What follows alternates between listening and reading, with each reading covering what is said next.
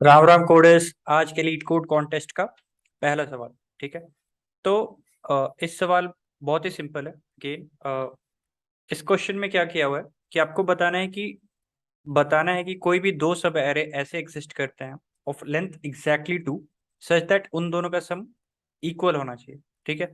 दो डिस्टिंक्ट सब एरे। ठीक है। और डिस्टिंक्ट का मतलब ऐसा नहीं है कि पूरे के पूरे सब एरे अलग होना चाहिए। ठीक है। जैसे कि अगर मैं बात करूं कि एक ये सब एरे हुआ, एक ये भी सब एरे हुआ। ठीक है। तो इसमें आप देख सकते हो कि एक शेयर्ड एलिमेंट है, एक टू इसमें भी आ रहा है और टू इसमें भी आ रहा है। ठीक है। तो this is consider as a different subarray. अगर आप फिर से फोर टू के बाद फोर टू को ही सिलेक्ट कर लेते तो ही वो सेम कंसिडर होता। ठीक है। अगर आप सेम एलिमेंट चूज कर रहे हो पर उसका इंडेक्स अलग है, जैसे कि अगर मान लो फिर से आगे चल के फोर टू कहीं मिल रहा है मुझे। ठीक है। तो this will be considered as different four two. ठीक है। तो बस ये क्वेश्चन में आपको दिया हुआ है कि आपको एक नम्स करके एक वेक्टर दिया हुआ है। ठीक है। एक एरे दिया हुआ है, इंटीजर एरे। आपको बताना है कि क्या दो ऐसे सब एरे उसमें प्रेजेंट हैं जिनका लेंथ एग्जैक्टली टू होना चाहिए और उन दोनों का सम बराबर होना चाहिए। ठीक है। तो सब एरे, आई होप कि आपको पता होगा सब एरे क्या होता है। कंटिन्यूअस सब सेगमेंट। ठीक है। Continuous segment A B C D E F. ठीक है।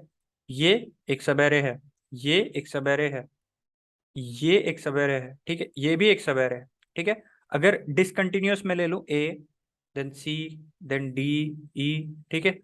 तो दिस इज नॉट अ सब एरे, दिस इज अ सब सीक्वेंस। ठीक है। तो ये उम्मीद है मुझे आपको डिफरेंस पता होगा, और नहीं पता होगा तो अब पता चल गया होगा। ठीक है। तो अपन क्या करेंगे, एज सिंपल जितने भी यूनिक सब एरे बन सकते हैं उन सबको बनाएंगे। ठीक है। ऑफ साइज टू ही दिया हुआ है तो और भी आसान हो गया। ठीक है। बस हमें दो दो एलिमेंट को कंसिडर करना है एट अ टाइम। ठीक है। और देखते चलेंगे उनका सम क्या हो रहा है। ठीक है। जैसे कि यहाँ पर मैं एक ये सब एरे बना। ठीक है। फोर टू, इसका सम क्या हुआ, सिक्स। ठीक है। एक और ये सब एरे बना, टू फोर, इसका भी सम क्या हुआ, सिक्स। ठीक है। तो दो का सम सिक्स हो रहा है। We have got our answer. ठीक है। अगेन इस इंटीजर एरे को चेक करते हैं। पहला सब एरे क्या हुआ, उसका सम थ्री। ठीक है। अगला सब एरे कौन सा होगा, of length two, two three, इसका सम क्या हुआ, फाइव। अगला सब एरे ऑफ लेंथ टू, ठीक है, डिस्टिंक्ट, थ्री फोर। ठीक है। थ्री फोर का सम क्या हुआ, सेवन। अगला सब एरे फोर फाइव। ठीक है। ये हो गया इसका सम नाइन। ठीक है। तो ये हो गए सारे के सारे सब एरे आपके डिस्टिंक्ट ऑफ लेंथ टू। ठीक है। आप देख सकते हैं कि इन सब का ही सम डिफरेंट है। ठीक है। तो इसमें जो हम खोज रहे थे सब एरेज विद इक्वल सम, ये तो मिला नहीं हमें। ठीक है। तो यहाँ पर हमें रिटर्न करना पड़ेगा फॉल्स। ठीक है। आगे बढ़ते हैं। ये अगला एग्जाम्पल। ठीक है। यहाँ पर एक सब एरे ये हुआ, इसका सम जीरो। एक सब एरे ये हुआ, इसका भी सम जीरो। ठीक है। फिर से जीरो मिल गया। Then again we have got the answer, you have to return true. ठीक है। तो आपको बस ये बताना है कि कोई भी ऐसा सब एरे मिल रहा है कि नहीं, दो डिस्टिंक्ट सब एरे जिनका सम इक्वल होना चाहिए। ठीक है। तो बस जैसा क्वेश्चन में बोला है वैसा ही अपन क्वेश्चन में करेंगे। ये सिंपल सा हैशिंग का टेक्निक यूज हुआ है। ठीक है। मैंने यहाँ पर मैप यूज किया है, आप चाहें तो यहाँ पर सेट भी यूज कर सकते हैं। ठीक है। दोनों अप्रोच अपन डिस्कस करेंगे। ठीक है। तो मैप में हम लोग क्या करेंगे कि सारे जो पेयर वाइज नंबर बन सकते हैं, सब एरे बन सकते हैं, जैसे वन टू थ्री फोर। ठीक है। तो पहले वन टू बन सकता है, फिर टू थ्री बन सकता है। ठीक है। फिर थ्री फोर बन सकता है। ठीक है। तो इसके लिए क्या करेंगे अपन, जितने भी पेयर वाइज यूनिक नंबर बन सकते हैं उन सबका सम स्टोर कर लेंगे। ठीक है। दूसरा क्या करेंगे कि इस मैप में ट्रेड करेंगे, अगर कोई भी ऐसा सम है, ठीक है, जिसका फ्रीक्वेंसी ग्रेटर देन वन है, मतलब वो दो बार एरे में अकर किया है, ठीक है, वैसा सम, तो we have to return true. अगर सारे ही जो सम है उसके यूनिक है, इसका मतलब कोई भी ऐसा दो सब एरे नहीं है जिसका सम यूनिक है, जिसका सम सेम है, तो in that case will return false.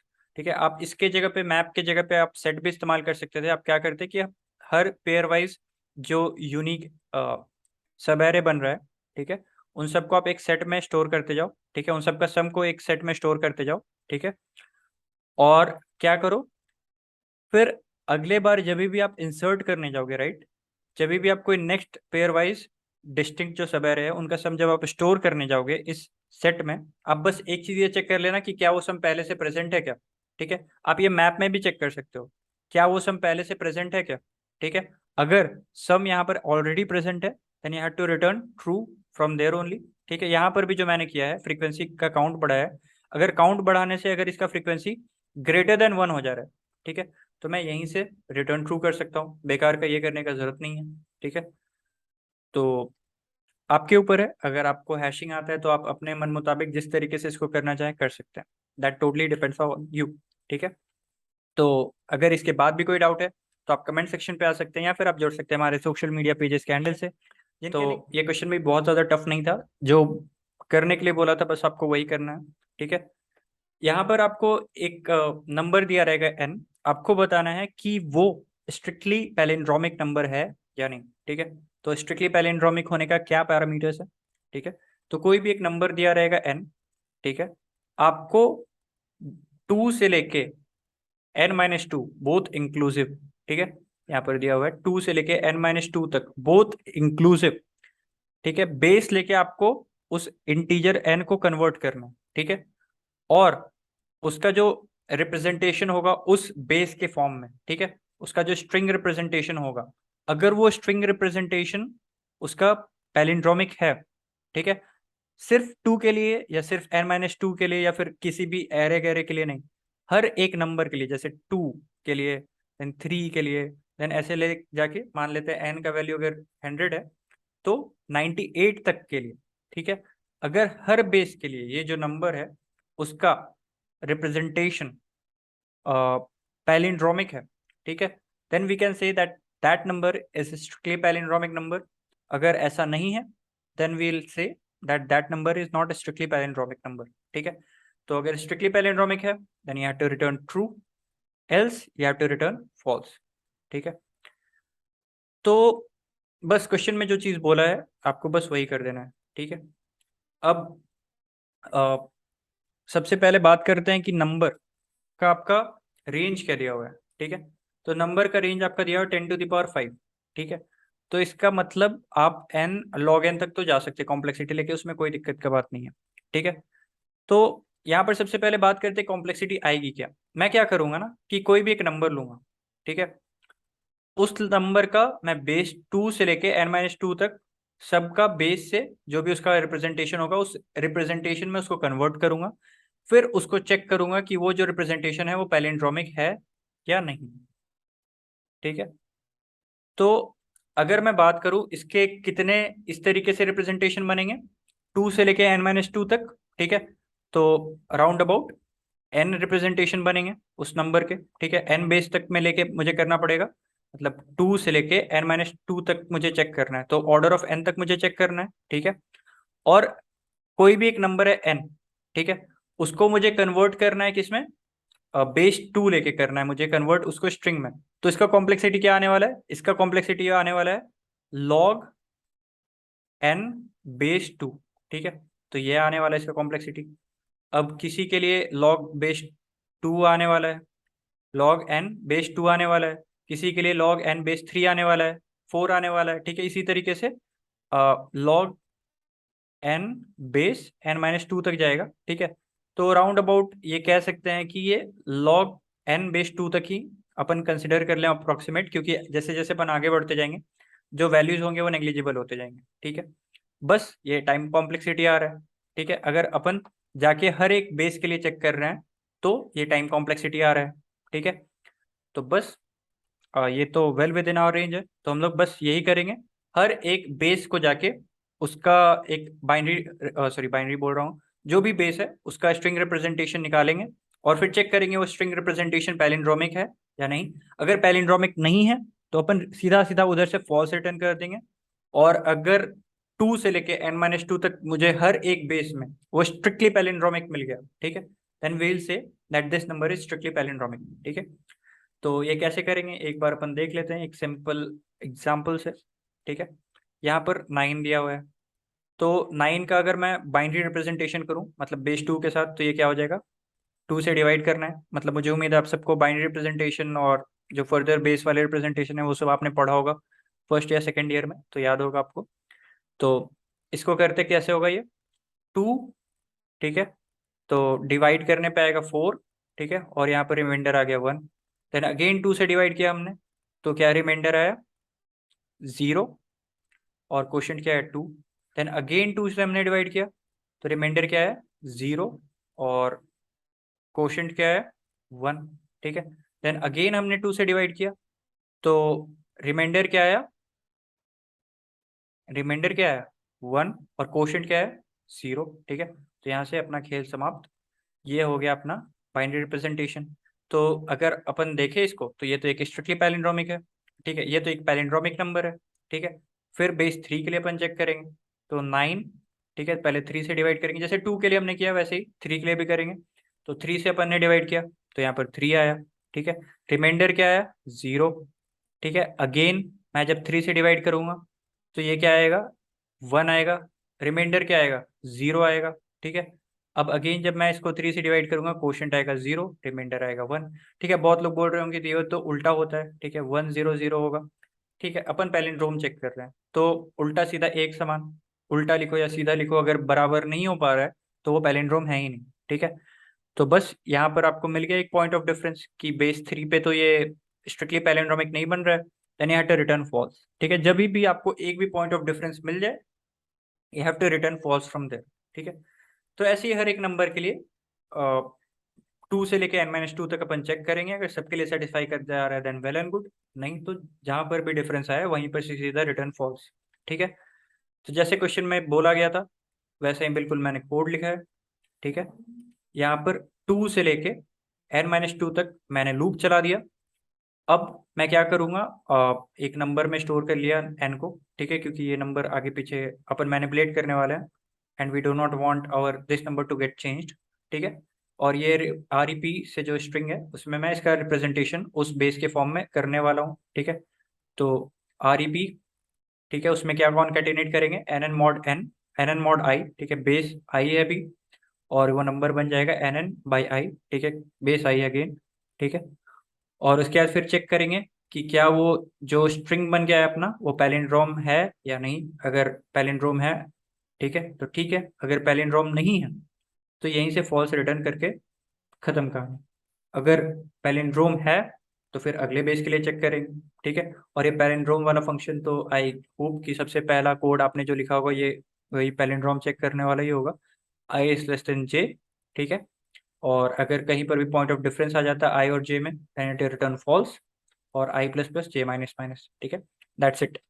मुझे उम्मीद है आपको ये समझ में आ गया होगा। अगर इसके बाद भी कोई डाउट है तो आप कमेंट सेक्शन पे आ सकते हैं, या फिर आप जुड़ सकते हैं इस सवाल में जो आपसे पूछा गया है, बस बिल्कुल ब्रूट फोर्स आपको ऐसा ही करना है, ठीक है।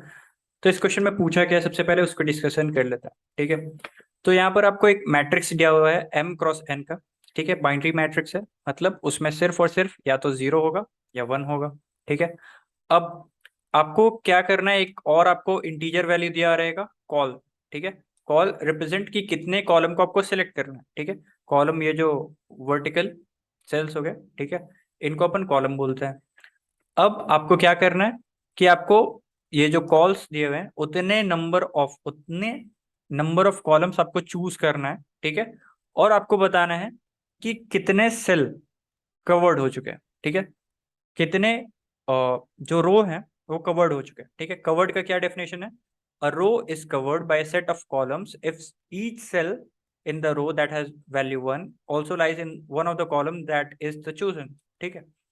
तो यहाँ पर आपको क्या बताना है, ठीक है, जैसे कि अगर मान लेते हैं इस रो में इस रो में दो ऐसे सेल हैं, दो ऐसे कॉलम हैं, इस रो की बात कर रहा हूं मैं, दो ऐसे कॉलम हैं जिसमें 1 पास हो रहा है। तो अगर मैं इस कॉलम को भी सिलेक्ट कर लूं, इस कॉलम को भी सिलेक्ट कर लूं, देन आई हैव कवर्ड, जैसे इस रो में जितने भी 1 थे उन सबको मैंने कवर कर दिया है, ठीक है। ये वाले को मैंने कवर नहीं किया तो इसमें 1 है भी नहीं, ठीक है। तो इस रो को मैं कह सकता हूँ इट इज कवर्ड, ठीक है। और अगेन यहाँ पर इस रो की मैं बात करूं तो इस रो में भी सिर्फ और सिर्फ यहीं पर 1 था, इसको मैंने कवर कर लिया है, ठीक है।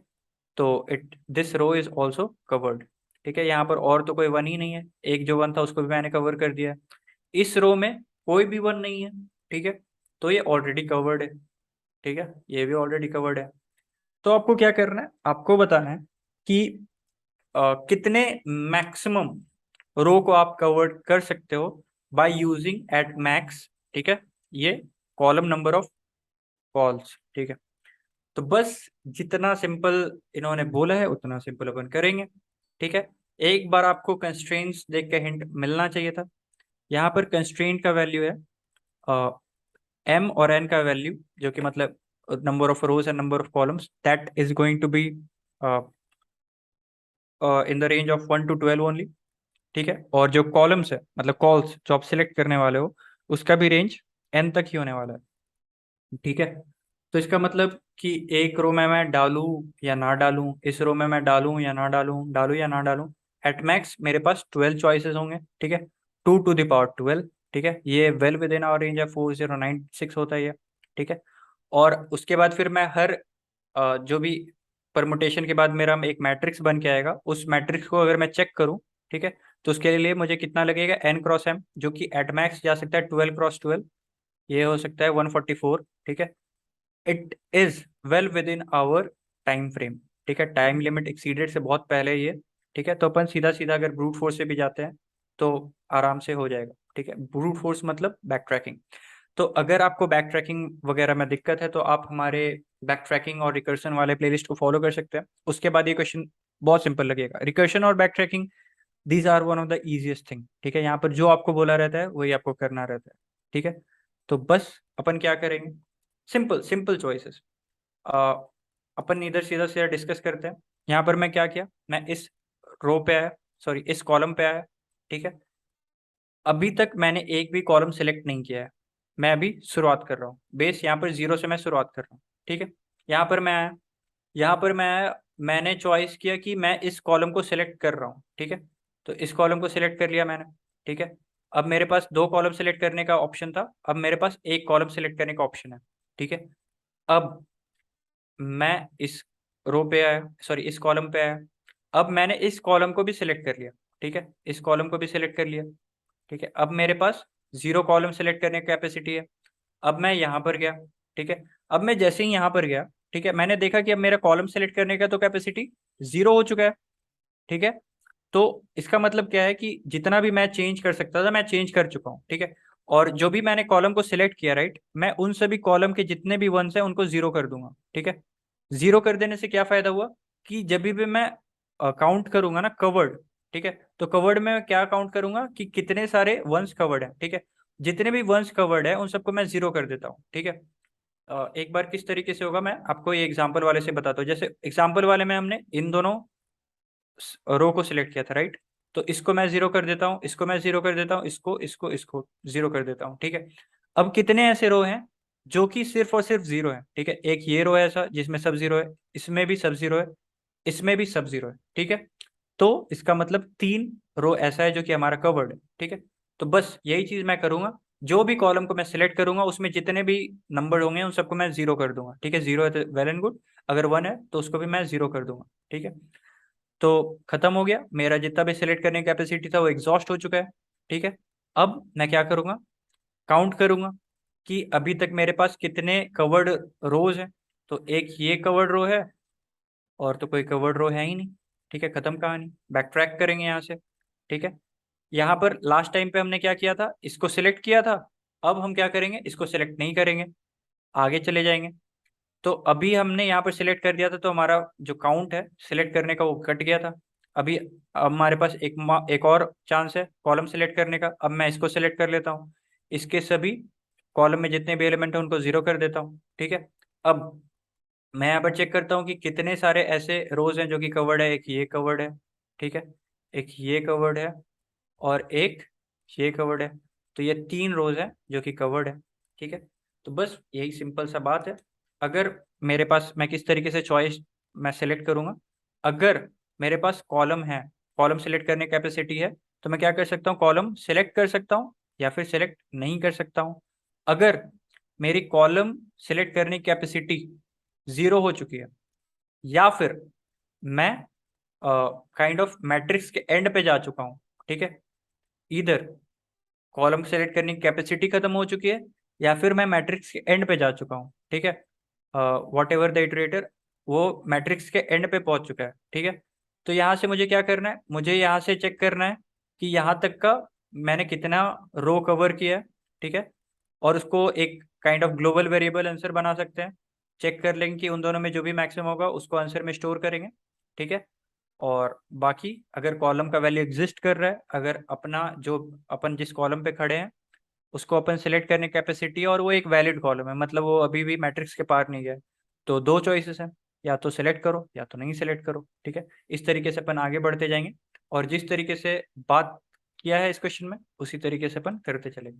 अब किस तरीके से मैंने कोड किया है, ठीक है। तो अगर आपने वीडियो को इतनी दूर तक देख ही लिया है तो एक बहुत ही अच्छा हमने सीरीज चालू किया है अमेजोन या फिर हर एक कंपनी का जो बी प्रोसेस होता है, ठीक है, रेफरल लेने का, जॉब डिस्क्रिप्शन, उससे रिलेटेड ऑनलाइन असेसमेंट कैसे क्लियर करना है, इंटरव्यू कैसे क्लियर करना है, किन किन रिसोर्स का आपको जरूरत पड़ेगा, हर एक चीज एक बहुत ही डिटेल्ड वीडियो, ठीक है। डिटेल्ड का मतलब ऐसा नहीं कि 4 घंटा का वीडियो, 20 मिनट का अराउंड वीडियो है, ठीक है। अभी हमने अमेजोन को कवर किया है, आगे आने वाले टाइम पे हम हर एक कंपनी का सारा रिसोर्स एक जगह पे डालेंगे। और अगेन आप वहां पर जिसको कमेंट करेंगे जिस कंपनी के बारे में, अपन उस वीडियो को कवर करेंगे, उस कंपनी को कवर करेंगे। मेक श्योर कि इस बटन इस वीडियो के आई बटन में आ रहा होगा या फिर एंड स्क्रीन पे आएगा, उस वीडियो को एक बार जरूर चेक करना, आपको अमेजोन के बारे में पूरा हिस्ट्री मिल जाएगा। और उसके बाद आई कैन अश्योर यू कि अगर उस वीडियो में बताए गए रास्ते पर अगर आप चलोगे तो आप गारंटीड अमेजोन को क्रैक करोगे, ठीक है। तो चलिए अगेन बात कर लेते हैं कोड किस तरीके से है, ठीक है। तो यहाँ पर मैंने क्या किया, एक सॉल्वर बना लिया, ठीक है। सॉल्वर क्या है, मेरा एक रिकर्सिव फंक्शन है और इसमें मैं जो भी बात किया ना हमने चॉइस वगैरह वो सब इससे होगा, ठीक है। एक आंसर मैंने वेरिएबल बना लिया है जो कि ग्लोबल वेरिएबल है, उसमें मैं स्टोर करूंगा कि अब तक का मैक्सिमम मैंने कितने रो कवर किए हैं, और इन द एंड मैं यही ग्लोबल वेरिएबल वाला आंसर को रिटर्न करूंगा, ठीक है। अब मैं क्या करता हूँ, इस मैट्रिक्स को, ठीक है, मैंने पास किया है, इस कॉलम को मैंने पास किया कि मेरे पास अभी कॉलम सेलेक्ट करने की कितना कैपेसिटी है, और आई कि मतलब किस कॉलम को भी मुझे सेलेक्ट करना है, किस कॉलम पे अभी मेरा पॉइंटर है, ठीक है। तो अगर मेरा ये पॉइंटर मैट्रिक्स के एंड पे जा चुका है या फिर मेरा कॉलम सेलेक्ट करने की कैपेसिटी 0 हो चुका है, तो मैं काउंट कर लूंगा कि मैंने अभी तक में कितने रो कवर्ड कर लिए हैं, ठीक है। इसको मैं कंपेयर कर लूंगा कि अभी तक का जो आंसर है मेरा मैक्सिमम आंसर और सी में कौन सा है, ठीक है। और जो भी अभी का मैंने इस सिचुएशन में जो भी कवर्ड हुआ है तो उसको मैं रिटर्न कर दूंगा सी, ठीक है। और अगेन अगर मेरे पास कॉलम बचा हुआ है एट द सेम टाइम ये भी एंड नहीं पहुंचा है तो मेरे पास क्या ऑप्शन है, या तो मैं सिलेक्ट ना करूं, इस कॉलम को सिलेक्ट ना करूं, या फिर इस कॉलम को मैं सिलेक्ट करूं, ठीक है। इस कॉलम को अगर मैं सिलेक्ट कर लेता हूं तो उसके लिए मुझे क्या करना पड़ेगा, मुझे इसके सारे के सारे, ठीक है, इस कॉलम के जितने भी एलिमेंट्स हैं उन सबको जीरो करना पड़ेगा, ठीक है। तो मैंने एक नया मैट्रिक्स बना लिया, ठीक है। उसको मैंने उस रो के उस सॉरी कॉलम के सभी रो के एलिमेंट को मैंने जीरो कर दिया और मैंने इसको पास कर दिया, ठीक है। मेरा सिलेक्ट करने की कैपेसिटी एक कॉलम एक घट चुका है और मैं मेरा जो कॉलम पॉइंटर है वो एक आगे बढ़ चुका है। अब इन दोनों में से जो भी मैक्सिमम होगा वी कैन रिटर्न दैट, ठीक है। और ये एक और फंक्शन मैंने लिखा है, उसको भी मैं आपको दिखा देता हूँ, ये कवर्ड फंक्शन है, ठीक है। कवर्ड फंक्शन रिटर्न करेगा कि अब तक के मेरे कितने रोज कवर्ड हैं, ठीक है। तो अगर किसी भी रो में सिर्फ और सिर्फ मुझे 0 मिलेंगे, मतलब एक भी 1 नहीं मिलेगा, तो मैं कहूंगा कि वो जो रो है वो कवर्ड है, ठीक है। अपन ने पहले जस्ट इसके डिस्कस किया था कि हम लोग हर एक कॉलम वाले जिसको सिलेक्ट कर रहे हैं उसके सभी एलिमेंट को 0 कर दे रहे हैं, ठीक है। तो अगर कोई भी ऐसा रो है जिसके सभी एलिमेंट 0 हो चुके हैं, इसका मतलब वो रो हमने कवर कर लिया है। तो अगर कोई भी ऐसा मिलता है तो अपन काउंटर पॉइंटर बढ़ा देंगे, और नहीं मिलता है तो काउंटर पॉइंटर नहीं बढ़ाएंगे। इन द एंड, ठीक है, मैट्रिक्स में पूरा इटरेट करने के बाद जितना भी काउंटर का अपना वैल्यू होगा विल रिटर्न इट, ठीक है। तो मुझे उम्मीद है आपको समझ में आ गया होगा। एंड अगर ये आज के ईट कोड का क्वेश्चन डी। गाइस ये क्वेश्चन अगर आप पीपीएस करके आए हो, इफ तो हैशिंग का आई बिलीव थर्ड या fourth video, you can check it out, same है।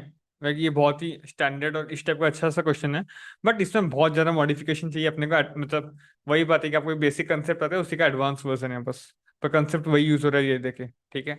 तो एंड बहुत बच्चे मेरे को कमेंट में बोलते हैं भैया पीपीएस का कौन सा वीडियो, भाई कौन सा वीडियो है। अब आप लोग को मैं इससे रिकमेंड करता हूँ पीपीएस सॉल्व किया करो पूरा, सो दैट आपको पता चले कौन सा वीडियो है। भाई अब मेरे को पूरा खोजना बैठना पड़ेगा इसके बीच में, तो जब मेरे को याद रहता है मैं खुद ये बता देता हूँ। नहीं याद रहता, then you can find it out. अगर खुद से पीपीएस करो अच्छा लगेगा आपको, यू सी इम्प्रूवमेंट, ठीक है। तो ये क्वेश्चन डी, ठीक है। अब ये क्वेश्चन समझ जाते हैं बेसिकली। आपको दो एरे दिया है, ठीक है। एक कॉस्ट ऑफ रनिंग कॉस्ट, एक बजट है, एक चार्ज टाइम से। बेसिकली क्वेश्चन बोल रहा है कि आपको एक एरे दिया है, ये वाला रोबोट है basically, you have a robot, and आप कितने कंसेक्यूटिव रोबोट ले सकते हैं। बेसिकली चार्ज टाइम, रोबोट को चार्जिंग में कितना टाइम लगता है, एंड ये है cost, something of that sort आप सोच सकते हैं। आप आपके पास मान इधर 5 रोबोट है, राइट। मान लो आप ये 3 रोबोट को चूज किए, आपको कंसेक्यूटिव रोबोट्स को चूज करना है, ठीक है। तो ये 3 रोबोट को चूज करने का आपको टोटल कितना पैसा पड़ रहा है। इन तीनों में जो मैक्सिमम है 6136, प्लस कितने रोबोट चूज किए, 3, इंटू कॉस्ट का सम, 1 + 3 + 4 कितना हुआ, 8। तो अगर आप ये 3 रोबोट चूज करते हो तो आपका 30 रुपीज पड़ रहा है, बट आपका बजट कितना है मेरे भाई, 25 है। तो आप ये 3 रोबोट चूज नहीं कर सकते। हल्का हल्का आइडिया लगा। अब मानो मैं ये 2 रोबोट चूज किया, आप बताइए कितना कॉस्ट होगा। 3 और 6 का मैक्सिमम क्या है, 6, प्लस कितना रोबोट आप चूज किए हो, हाँ 2, ओके 2, इंटू कॉस्ट कितना है, 2 + 1 3, टोटल कॉस्ट कितना हुआ 12। क्या ये बजट से कम है, हाँ। तो आप ये 2 रोबोट चूज कर सकते हो। तो आपको बताना है कि आप मैक्सिमम एक सीक्वेंस में, यानी कि एक सब एरे, नॉट अ सब सीक्वेंस, कितना बड़ा सब एरे ले सकते हैं, मैक्सिमम कितना जन का सब एरे ले सकते हैं, so that that comes with in your budget. इसका आंसर 3 क्या है, अगर आप ये 3 को देते हैं, ठीक है, 361, आपका पैसा कितना पड़ेगा बताइए। इसका मैक्सिमम क्या है, 361 का 6, वेरी गुड। प्लस किताब ये है, रोबोट 3 ये, सही है। इंटू कॉस्ट कितना होगा, 2 + 1 + 3 6, 24। Clear, clear, okay, fine. तो बजट के भीतर है तो आप इसको ले सकते हैं। I think the entire thing is clear to you, and बस आपको बताना है। एंड ये देखते हैं ब्रूट फोर्स तो बहुत लोगों के माइंड में आया होगा, भैया हम ये कर सकते हैं ना, हम लोग सारे इंडेक्स ले जाएंगे, मतलब ऐसा 0 1 0 0, एक robot, 0 1 2 robot, 0 2 3 robot, 0 3 4 robot, 0 4 5 robot, आया तो फिर 1 1 1 2 1 3 1 4, बेसिकली सब एरे आप ले रहे हो, राइट। 1 से 2 1 से 3 1 से 4, अब हर सब एरे का ये चेक कर दोगे, आंसर क्या होगा। एंड इसको आप n³ n² depending on implementation आप कर पाते हो, है ना। एंड आप मैक्सिमम को स्टोर कर दोगे, रिटर्न कर दोगे। But again this is not optimal, आपको ऑफ एन में करना है। एंड अगेन मैं रिक्वेस्ट करूंगा वो वीडियो आप देख के आइए, आ रहा होगा आई टैब में, ठीक है, उसको आप देख के आइए। तो क्या करना है इसमें भाई, तो समझ में है कि हम लोग एक लेफ्ट पॉइंटर चाहिए, एक राइट पॉइंटर चाहिए पक्का। एक लेफ्ट पॉइंटर अपने को चाहिएगा पक्का, और एक अपने को राइट पॉइंटर चाहिएगा निकालने के लिए कि कितना चाहिए, है ना। ये आपको दो एरे दिया हुआ है। तो ऐसा क्वेश्चन हम लोग मैप में कैसे कर रहे थे कि लेफ्ट पॉइंटर यहाँ पे फिक्स कर देंगे, चलो यहाँ से स्टार्ट करें और आगे बढ़ो, 3। तो इसका कितना कॉस्ट हुआ भाई, खाली इसी को ही हूँ मैं अभी, मैं लेफ्ट पॉइंटर यहाँ पे, करंट पॉइंटर मेरा ब्लैक ब्लू कलर है, ये भी यहाँ पे ही है। तो कितना कॉस्ट हुआ भाई, 3, प्लस एक रोबोट ये हो, तो 1 × 2 2, भाई 5 रुपया भैया, सही बात है। आगे बढ़ते हैं, 5 25 अपना बजट उसके भीतर भी है, तो आंसर आपका अभी तक के ये हो जाएगा 1, पक्का। आगे बढ़ो भाई, ब्लू पॉइंटर कटाओ, इसको यहाँ पे लेके आओ, आया ब्लू पॉइंटर यहाँ पे। तो ये 2 जन है, तो भाई कितना कॉस्ट होगा, 3 6 का मैक्सिमम 6 भाई, प्लस कितना रोबोट है, 2 रोबोट है ना, 2 × 2 + 1 3 6, 12 बजट में है भाई, हाँ। तो अगेन 25 के कम है, तो रोबोट अपडेट हो जाएगा, आंसर 2 हो जाएगा भाई। 2 रोबोट ले सकते हैं हम लोग। नेक्स्ट फिर इसको आगे बढ़ाएंगे, राइट, बढ़ाओ। 3 जन है भाई, अब बताइए कॉस्ट कितना पड़ेगा, मैक्सिमम 6, वेरी गुड, प्लस 2 1 3 का सम 6, और कितने रोबोट है, 3 18 24, ये बजट में है, हाँ भाई। तो सिंपल, अब तक तो 2 पॉइंटर ही लगा रहा हूँ, मतलब बेसिक कर रहा हूँ, आप जैसे करते हैं ब्रूट फोर्स में वैसे ही कर रहा हूँ मैं अब तक। फिर आगे बढ़ेंगे, अगेन कितना है, मैक्सिमम 6, प्लस कितने रोबोट ये आप 4 ही हो, है ना, इंटू 4 2 1 3 4 का मैक्स सम 10, तो ये हो गया भाई 46, बजट में नहीं है ना। बजट में भाई अपना नहीं आ रहा, अब क्या करें भैया, बजट से बाहर चला गया। तो मतलब आपको क्या करना पड़ेगा, आप कॉमन सेंस से कहिए।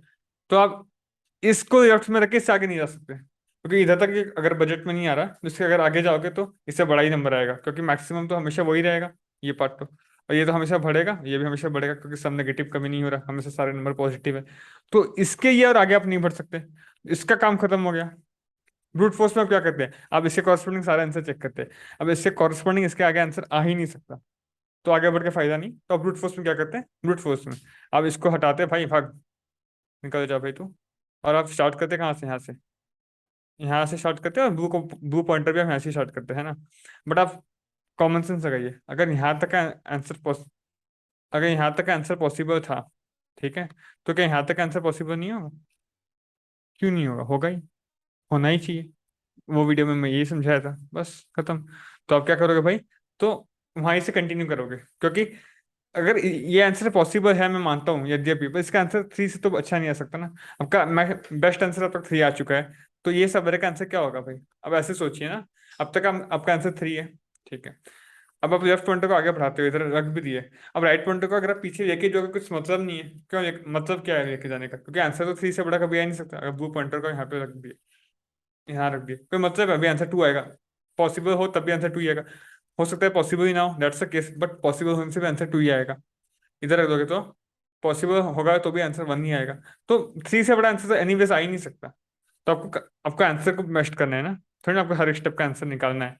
तो यही बात है। तो आप इसको यहीं रखने देंगे, हम रेड, इसको हम ब्लू को यहीं रहने देंगे, और रेड को आगे बढ़ाएंगे जब तक अपने जोन में नहीं आ जाता। तो भाई रेड से इसको निकाल दिया भाई। अब इसका आंसर निकालते हैं, क्या है भाई? 613 का मैक्सिमम 6, प्लस 3 रॉबर्ट है, इंटू 134 का सम 8, 30 पॉसिबल है ना भैया? ये भी पॉसिबल नहीं है, बिकॉज 25 बजट है अपना। तो अगेन क्या करेंगे भाई, इसको फिर आगे बढ़ाएंगे। इतना ही लॉजिक है।